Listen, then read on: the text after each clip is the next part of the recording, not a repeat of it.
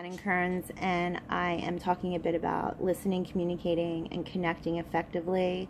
My course is HSCO 508-509 at Liberty University. My first slide gives my name and the Interpersonal Connections Project. My second slide is a picture of my two children and another picture of my two children with their two birds, their parakeets that are on their head. And they're a big part of my life, and I want to thank you for understanding and being kind to me this semester. A little bit about me is I'm 46 years old. My children are Catherine and Colin, and they are 9 and 7. I'm originally from New Jersey, and I graduated from Towson State. I taught elementary school for 13 years, mainly 3rd grade, and I'm pursuing my master's in human services and trying to help at-risk children. My third slide is my overarching goal, and my approach and my communication needs to change. I want to be vulnerable. I want to approach communication from a vulnerable stance to encourage shared thinking and thoughts, feelings, and participate while being engaged. I will strive to be mindful of the conversations that I'm in, not drift, concentrate, know when is appropriate to interject if I have to. I would like to wait until people are finished speaking before I speak. I think the less interruptions and the more consistency with me, changing that part of me, I think will help me focus as I try to be a human service provider, especially with teenagers. They like to be heard. Everyone likes to be heard and likes to have that respect. And I think that one of my downfalls was definitely interrupting inappropriately. So again, my approach to communication is with more of a vulnerable stance, to be mindful, to listen, to participate, to be engaged, to make less interruptions, to be consistent and check for understanding at times, and focus how I come across as a listener and also a responder. My third slide is, excuse me, a snapshot report of the Queendom Interpersonal Analysis and the Behavioral Blend Disc. And the Behavioral Blend Disc I'll get into in a minute, but I wanted to say something about the snapshot report. I was 96% insightful, and I think I think that that's true, and I think that there's a lot of reasons behind that. I'll go on to the next slide. I'm going to break down the pie chart, and I'm going to talk to you about some things that I am, and then I'm going to go into the insightful and the reason that I'm insightful from the other quiz. Active task-oriented, which means I'm dominating and directing. I am active people-oriented, which means I'm inspiring and influential, I guess. And passive people-oriented as well, which could mean I'm steady and stable. Not really. And then passive task-oriented would be cautious and confident. I am a type D behavior, and so breaking down the pie chart, I understood what that meant, but I wanted to go into what I thought was more of an accurate behavioral trait. I'm demanding and I'm assertive, and these are all the adjectives that they used in the summary. Cocky and forceful and strong-willed and persistent and relentless, and I am. I don't give up, and I keep it going, and I realize that that's something that I need to stop and curb. And I appreciate being called out on how I am by this quiz, because a lot of people in my life, they kind of just say, oh, she's from New Jersey and she's a fiery redhead, and they give excuses for not being a good listener or being a good speaker, and that has to stop. And I know it's 46 years later, and I kind of like define my personality by these traits, but I'd really like, because of this class, to change how I listen, to change how I respond.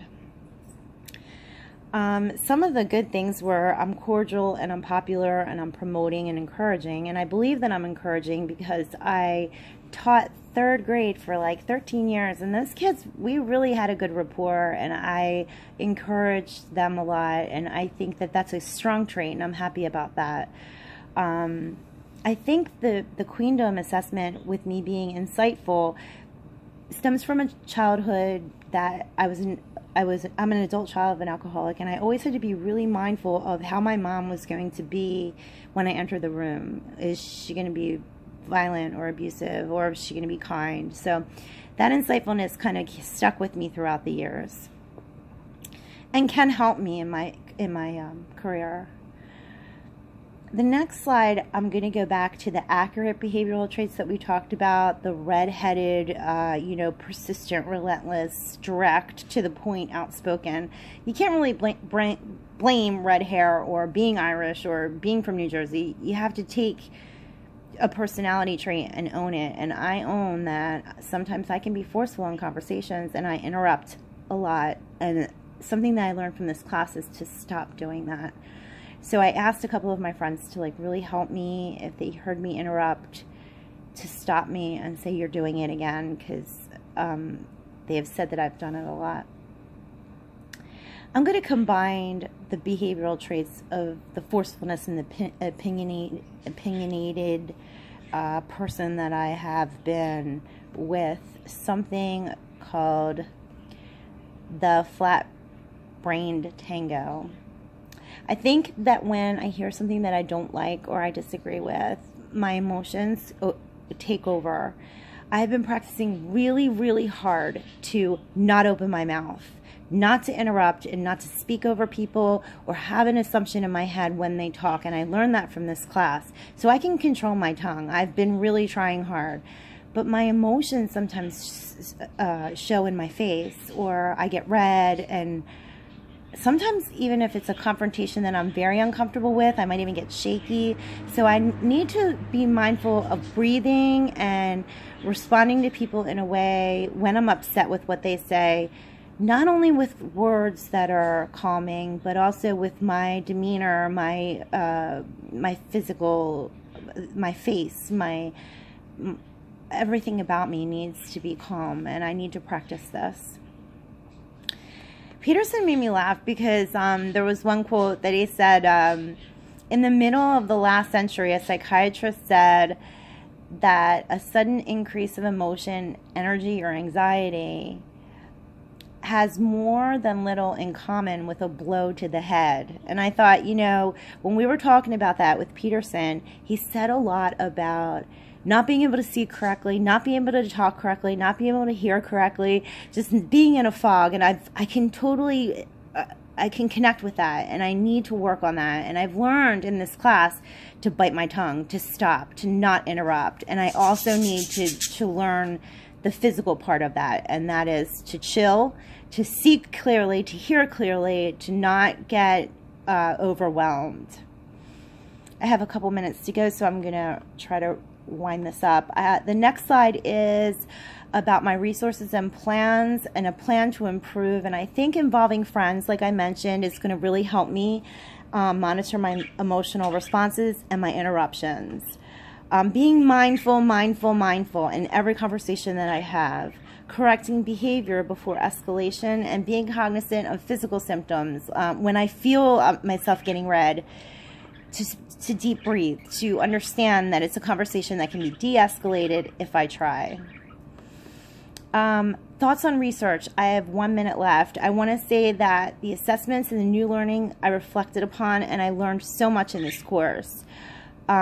People who really listen and ask pertinent follow-up questions and make eye contact and are specific in meaning, and follow up with questions, and try to gain understanding and show love, are doing God's work. And I'm really happy that I'm going to be a human service provider. I think that I'll do a nice job, and I care very much about people, and I want to improve my listening skills and my speaking skills so I can be the best human service provider that I can.